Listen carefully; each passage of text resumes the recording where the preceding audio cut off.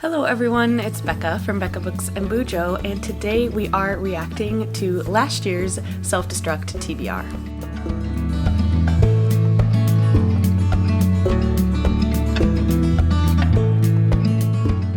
For the last two Novembers, I have created a list of 12 books that will self-destruct or get unhauled off of my shelves if I do not read them in the year. And last year it went pretty well. I think I got to like 11 of the 12 books. This year I don't know if we were that good, but we are going to react to this video from last year. Just the second half, because the first half is me reacting to the previous year, but we will be looking at the second half of the video, checking out those 12 books that I said would self-destruct, and seeing what we need to unhaul, if any. I know for sure I did not read all of them, but I will move over to the side and I will get my computer ready and we will check out this video together. So here goes nothing. Jump into them. Okay, so how I chose these 12 this time around, I kind of went to every genre, which is pretty much every shelf on my shelves, and picked one book. So we have a very wide variety here, and I'll just quickly explain them and why I chose them. So the first is The Bourne Identity by Robert Ludlum. Okay, so this one I tried. I did get like maybe 20 pages into it, but I did not enjoy the spy thriller aspects. So I actually DNF'd this one and then got rid of the whole Bourne trilogy off of my shelves. So I don't know if you count that as a win or a loss, but I did try it and chose not to read it. The next one was on my Book of the Month shelf. I have a whole shelf of all my Book of the Months, and this was my oldest one, and I thought that was fitting. So this is from December 2020. This Close to Okay by Lisa Cross Smith. I did read this one and enjoyed some of it, didn't enjoy other parts of it, but I think I kept it on my shelves. Yep, it's still up there on my contemporary shelves because I feel like it had some positive things to say about, well, it had some important things to say about mental health, and I would lend it out to somebody if they were interested in the storyline. So, 2 out of 12, we're doing pretty well. The next one is romance, and this is one that my husband got me. This is called All In by Simona Arnstedt. I literally just finished this one, like yesterday. I knew I needed to get it done before filming this video. I know I didn't want to just unhaul it completely. I wanted to give it a try, and I actually am enjoying myself. It's a suspenseful romance. It takes place in Sweden.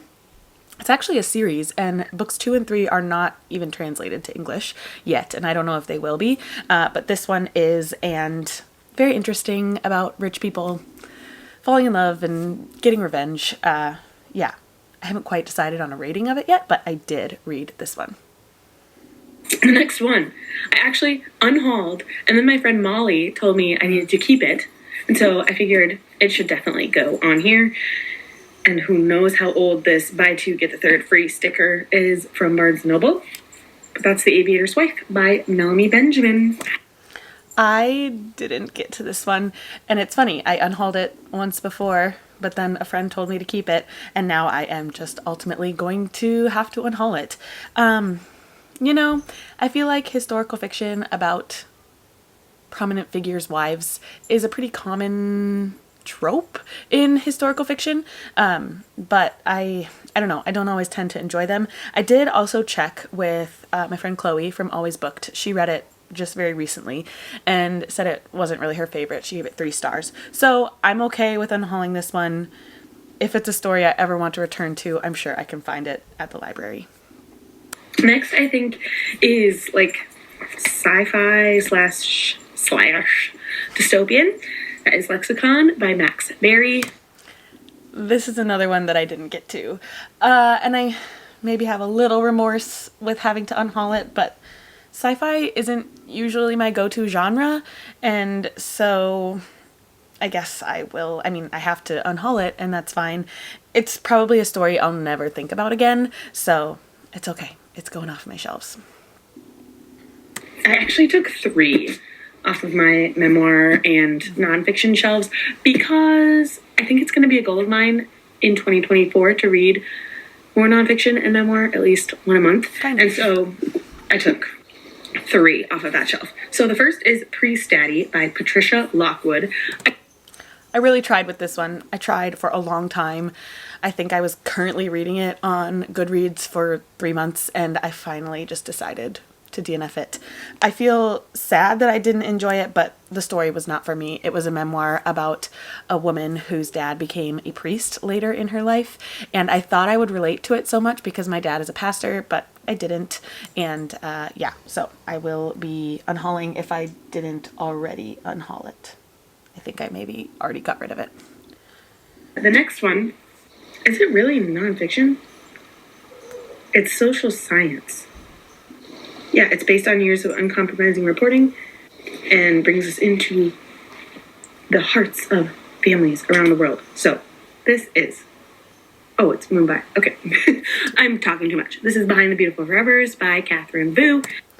I, again, tried with this one. I got probably 50 to 60 pages into this one, and it was too dry for me. You couldn't really tell if it was fiction or nonfiction, and it was either a very dry fictional story or not enough information for a non-fictional story. So I'm going to unhaul that one. I think actually my next unhaul, because I did try it this month. This one's a little bit different how it came to my shelves. This is Incidents in the Life of a Slave Girl, written by herself, Harriet A. Jacobs. I did read this one. I just got to it in November, kind of for nonfiction November. I mean, I loosely participated in it by reading a lot of memoirs and nonfiction. I enjoyed this one. A beautiful story about this woman who faced a lot of hardship. I don't know if beautiful is maybe the right term, because she endured slavery, and we follow her as she lives through slavery and gets out of it. It was really great to hear a story of slavery from the eyes of a Black woman. So yeah, glad I got to this one, and I don't know if I'll be keeping it on my shelves. I feel like other people could benefit from it. I don't think I would ever read it again, so I might be unhauling it in the future, but I did read it. The next came from my young adult shelf, which I don't have many on my young adult that I haven't read because most of those books are from when I was a young adult. But this one I never got to. This is Every Day by David Levithan. I did read this one. I can't remember when I did, but it was earlier in the year, before I was probably even thinking about knocking this list down. So yeah, I read this one. It was fine. I think I maybe got rid of it already because it's not a series I want to continue necessarily. It was a fine enough story. I think I maybe gave it 3 or 3.5 stars. But definitely YA. I have learned, I think this year, that YA is not for me. It's either too close to adult that I wish it were adult, and it's not young enough to be the middle grade that I love. So yeah, I did read Every Day, but I think I already unhauled it. Next one was on my contemporary shelves. You tell me if it's kind of contemporary. I don't know. The Lovely Bones. I did read The Lovely Bones, and also just very recently because I wanted to get through this self-destruct list. I enjoyed it, I guess. It was okay. It was a weird story to be following. It is about a girl who is killed right away at the beginning of the story, and we follow her ghost. And her ghost is kind of going back and forth between her new heaven and her old life, watching her family, her friends, and her killer go through their everyday lives. Yeah, I don't know if I'll be keeping this one on my shelves because it's so old and dated. I likely won't, but I did read it, so that's a plus. And then these two I kind of fit together. One I got from my classic shelves, one I got from my contemporary shelves, but they're by the same author. And I don't even know why one is in one spot and one is in the other. But on the classics shelf, I had Bel Canto. I did read Bel Canto. It was not my favorite. I went into it with the wrong expectations. I was thinking it was going to be this thrilling hold-up because this group of people is stuck in a house with shooters. And that's not how Ann Patchett writes. That's on me. I should have known that it wasn't going to be a super fast-paced plot, more about the characters. That's how most of her books are. And so this one wasn't super thrilling for me. I did read it. I finished it. I think I gave it 3 stars. But yeah, glad I eventually got to it. I feel like it's a modern classic. So yes, glad I read it. And I already know what the next book is going to be. It's another Ann Patchett. I want to read more of her. Hence, I also put Commonwealth by Ann Patchett on here. Yeah, so this one I didn't even attempt. I am not sure I love Ann Patchett as an author. Some of her books have worked for me and some haven't. Some are too slow, but some are great, and I love the in-depth character study. So yeah, like I loved Tom Lake, and I loved, well, did I love the Dutch House? I don't know. I enjoyed the Dutch House, but because Bel Canto put such a sour taste in my mouth, I didn't even attempt Commonwealth. I have no clue what the plot of Commonwealth is, what it's about at all, so I guess I will just be unhauling this one. So those are my 12. Okay, so that's all we have. I didn't do the number. Here is the number of books that I actually, well, okay. Books that I actually tried. We'll do that. Like, did I start them and choose to DNF them? And so that means I think I'm unhauling 3. I have them right here. So The Aviator's Wife by Melanie Benjamin will be unhauled, or it will destruct. I will be getting rid of Lexicon by Max Berry, and also Commonwealth by Ann Patchett. Next up, we are going to pick a new list of 12, and I actually haven't done that yet. So give me a moment, and I will be right back with you with a new set of self-destruct books.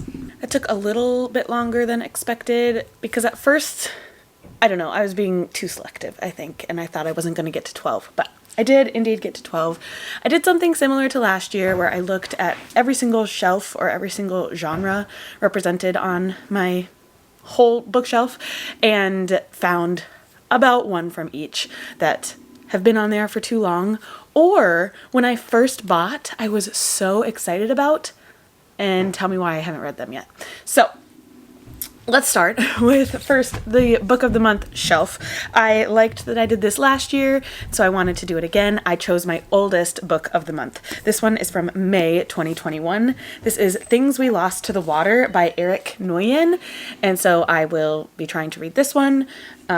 Because it's the oldest, I should have already read it 3 years ago. So yeah, we'll see if I can get to this one this year. Next, I went to historical fiction, and I chose The Prophets by Robert Jones Jr. I was so proud that I found this one at Goodwill for like $2, and I was so excited to have it. It is a slavery story, debut novel about the forbidden union between 2 enslaved young men on a Deep South plantation, and I was so intrigued by the plot, but I never picked it up. So I'm excited to get to this one. Then we went to my contemporary shelves, and this is an author that I absolutely love, and so riddle me why I have not read this one yet. This is About Grace by Anthony Doerr. I love All the Light We Cannot See, and I love The Cloud Atlas? No, Cloud Cuckoo Land by the same author, and so I should really get to this one. This is the debut of Anthony Doerr. It is the story of David Winkler, a man graced with the gift of premonition and plagued by a dream that foretells his daughter's death. I don't know. I love his storytelling, so hopefully I will love this one as well. Similarly, on my contemporary shelf, we have Crazy Rich Asians. I bought this entire trilogy. I was so excited to read it, and I still have not read the first one. So if I don't read it this year, I will just be rid of it. Next, I jumped to the romance shelves, and I picked one that, again, I was so excited to buy, and I haven't read it. I can't remember when I bought it, but pretty close to when it came out, at least in paperback. This is Open Water by Caleb Azuma Nelson. I've heard that it is a masterpiece about love between 2 Black people, and I need to read it. So if I don't within the year, I'll be very, very sad because I don't want to unhaul this one. Next up, we went to mystery and thrillers. Yeah, this one I just had to buy because of all of the hype around it, and I still haven't picked it up. So this will give me a push to read it, hopefully. This is The Housemaid by Frida McFadden. People either love Frida or hate Frida, and I hope that it is a fun popcorn thriller and I will love it, but I just need a push to actually read it because I've heard such great things, but for some reason I'm never drawn to it. The next mystery thriller I put on here was All the Missing Girls by Megan Miranda. I hauled this at the very beginning of my channel, so why haven't I read it yet? I don't know. It's been 3.5 years, I think. So, yep, I am going to put this one on this list and better get to it or else I'll have to get rid of it. Next up, I went to my fantasy magical realism shelf. Again, a book that I was so excited to buy. I bought the first 3 in the series, but I've only got to the first book. And now this is the second by Shauna McGuire. This is Down Among the Sticks and Bones. I enjoyed the first book in the series, the Wayward Children series. I really liked Every Heart a Doorway, but I didn't continue, and I was so excited to get this box set of the first 3 books. And I still haven't read the second one. So I'm gonna get to it this year with a little push. And another one that is more magical realism, but I've heard such phenomenal things. We've got The 13th Tale by Diane Setterfield. I know it is a bookish book, and I really want to read it. This will be my push to read it this year. Next up, I went to my middle grade shelf. I don't have many on that shelf that I haven't read, but I need a push to read this one. So this is Nevermore, The Trials of Morgan Crow by Jessica Townsend. I bought this one and was super pumped. I think I bought it in March and thought I would read it that middle grade March, but I still have not gotten to it. So I need to read it, and hopefully I can do it this middle grade March. Right under my middle grade shelf is my young adult shelf. And this one I was gifted by someone in our old town, which means it's at least 4 years old. So we have Bridge of Clay by Marcus Zuzak. Everyone, I think, has read The Book Thief by Marcus Zuzak. I also really liked his other one. I can't remember what it's called. I'll put the title here. But yeah, so I hope that this can be Third Time's the Charm for this author and really love it. But I haven't heard much. Let me tell you about our brother, the 4th Dunbar boy named Clay. Everything happened to him. We were all of us changed through him. So I don't know. We'll give it a try. And lastly, I really didn't want to put one from my nonfiction shelf on here, but I did. Is this nonfiction? I don't even think that this is nonfiction, but I guess I had it on that shelf, and it is one that I have owned for a very long time and should read. So this is The Shack by William Paul Young. It's a religious story, I believe, about a young girl who was killed, and we follow her family after the fact. 4 years later, after they found that their daughter was brutally murdered, Mark receives a suspicious note, apparently from God, inviting him back to that shack for a weekend. I don't know if it's based off of a true story. Somebody tell me who's read The Shack. But for some reason I had it on my nonfiction shelf, and we're just going to count it for this self-destruct TBR. So here we have it, the new set of 12 books that I need to read before next November, or else I will be unhauling them. Let me know if you have read any of them and what you thought of them. Which ones should I prioritize so that I don't have to get rid of them? Thank you so much for spending a little bit of time with me today, and I will see you in another video very soon. Bye!